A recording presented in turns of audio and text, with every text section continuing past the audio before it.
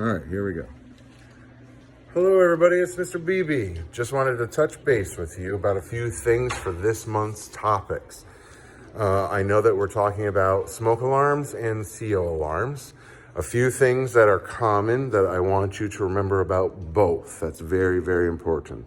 One, you should have a smoke alarm and a CO alarm at minimum on each level of your home, right? So not the attic, definitely not the attic, it's too hot. Basement, first floor, second floor.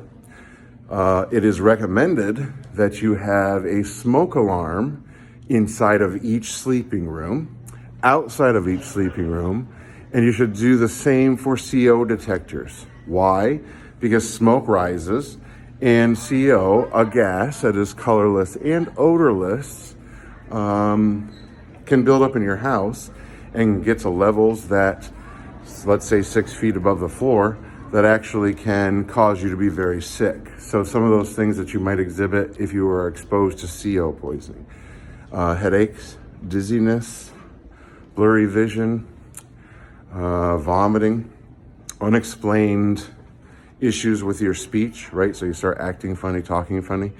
If anybody in your home exhibits those kind of symptoms, then that's one of your first warnings to get out of the house, right?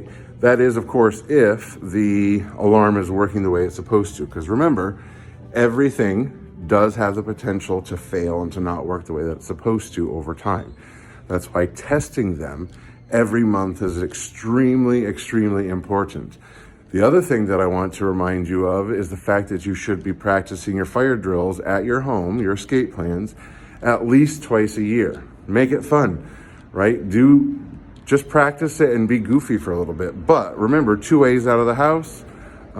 It never hurts to be ready in case of an emergency. So keep all those things in mind. If you have any questions, don't hesitate to stop and ask me sometime. Have a good one. Bye.